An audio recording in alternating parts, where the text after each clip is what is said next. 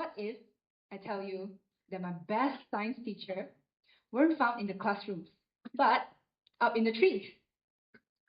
Today, I'm going to share a very special story close to my heart about how nature, well, specifically the monkeys, became my best science teacher by reshaping my thoughts about science, passion, and purpose. Growing up, like many of you, I studied science thinking that there's only three things in science: biology, chemistry, and physics. Biology was my favorite subject, but I always have this one nagging question in my mind. Why does everything in the biology textbook, well, almost everything, is related to humans?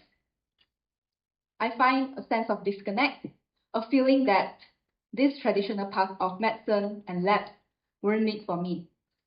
I wanted to see the bigger picture.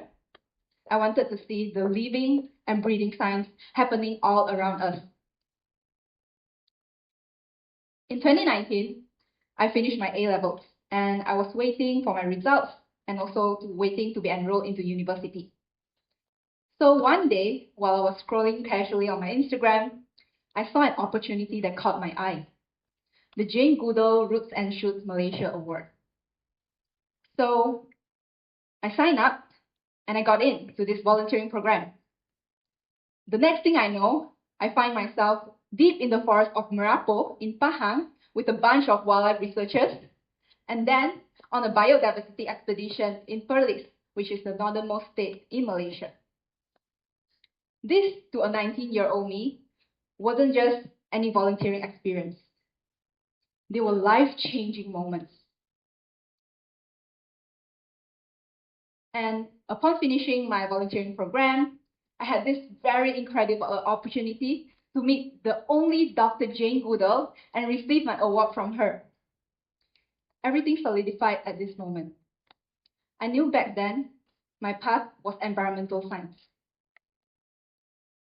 So my decision led me to a place far away from home, to the land below the wind in Sabah. Yes, I enrolled myself in an environmental science degree in University Malaysia Sabah. The first semester was awesome. I got to meet new friends, learn from experienced lecturers, and even go on field trips to experience nature and learn from nature in nature. Until then, COVID hit. Everything changed. I was forced to go back to Penang from Kota Kinabalu and continue my studies online. So this is where I would say the beginning of my nightmare. Coming back to Penang, I find myself in my room staring at my laptop all day and night. I question everything. How can an environmental scientist learn about science, learn about nature by just sitting in front of a laptop? It's ridiculous, right? To be honest, at that time, my passion for environmental science was fading. However, I still have managed to continue and complete my semester, and then a semester break. A good friend of mine, her name is Rachel, she introduced to me to this one interesting volunteering opportunity in Penang with the one and only Langer Project Penang, or LPP. So with one simple Facebook message, "Hi, I want to volunteer," I got into LPP. And the next thing I know, on 6 August 2020, I had my first ever fieldwork in the forest of Ceruk Tokun in mainland Penang, looking at a creature I didn't even know existed before, the dusky langurs. Well, as you can see, when I first started with LPP, I wasn't very good with using the binoculars. So I'm not really sure what photo I'm taking right here, but with more practice and more hours spent in the field, I'm able to take pictures that I feel proud of, and I'm sharing here with all of you today. So practice really does make perfect. This is Sabrina, my favorite dusky langur. She's a sweet, loving, and quiet juvenile, often seen babysitting with the youngest family member of the group. She taught me lessons about the importance of family, unconditional love, and care. Although she has now moved on to another corner of the forest, starting her own family. But every time I see her photo, I'll always be reminded of the important lessons that she taught me and our connection. My time with LPP flew by real quick, and it's time for me to go back to Sabah to continue my studies again. During my semester break, I look to find hands-on experience. This is why I went to Danau Girang Field Center with a bunch of researchers, and I lived off-grid in the forest for a whole month, following them and assisting them on projects. I was setting up camera traps and even tracking down pangolins. And then I was also in the Bornean Sun Bear Conservation Center while I was completing my thesis, where I learned about animal husbandry and care for sun bears in the sanctuary. In 2023, I finally graduated from university. However, I'm now faced with a bigger question. What's next after graduation, right? So while I was looking for opportunities, I know that the 9-to-5 conventional job is not made for me. This is where Langer Project Penang came into light again. Jolene has approached me for a part-time position as an environmental communicator with LPP. Of course, I said yes. But new job comes with new challenges, right? By 2023, LPP is not just studying monkeys in the forest. We are out in the forest in urban areas studying urban monkeys. We are tackling issues like negative human-monkey interactions, people feeding monkeys, waste management issues, and even community engagement, which is something me as an introvert feel very challenged. The next big question was, why are the dusky langurs and other urban monkeys appearing in our urban spaces? I find my answer by observing them. It's not just that they are suddenly overpopulating overnight, right? It's impossible. The reason is because deforestation and habitat fragmentation is happening all around us without us really realizing it. We build roads and buildings to connect us together.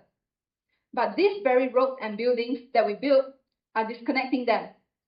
We are the ones who are forcing the dusky langurs and other monkeys out from their forest habitat into our urban landscapes. So think again. Is this something fair? Studying the macaques is another whole level of difficulty. I remember when we first studied macaques, we encountered a lot of feeders who would go to the park and feed the monkeys as they like.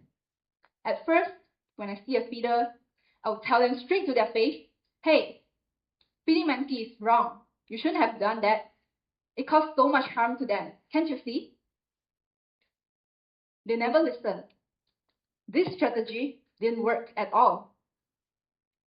We in LPP learned from the hard way that science isn't just about the data.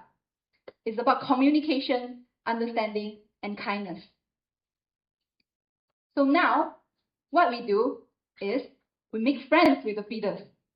We talk to them, we form connection and relationships with them. This way, we are able to communicate with them better, and they are able to listen to us better.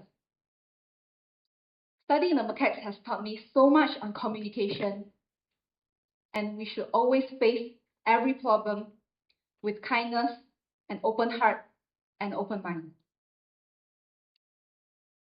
Life post-graduation wasn't a straight line for me. It involved a lot of ups and downs. Apart from being a part-timer in LPP, I was also a part-time video editor. I was also a pet sitter. I was even a private tutor. I was seeking every opportunity that I can to make ends meet. But I believe in persistence. When Jolene approached me again for an opportunity to be a full-time project executive in LPP, I know that this is the opportunity that I need to grab. So coming back to LPP is a full circle moment for me. because I'm coming back to the very place where my passion for wildlife conservation first germinated. So my journey, unexpected and chaotic as it was, but it is to me life transforming. I learned that science isn't just confined to the classrooms, but it's happening every day all around us. Nature, through the lessons of monkeys, have taught me more than just science. It's about how to be a better human and how to do better in life. So today, as I end my talk, I would like to conclude that we, without us realizing, are all students of nature. So today, I want to challenge all of you here today to just take a moment and step outside and truly observe your surroundings and ask yourself this one question. What is nature trying to teach you today? Thank you.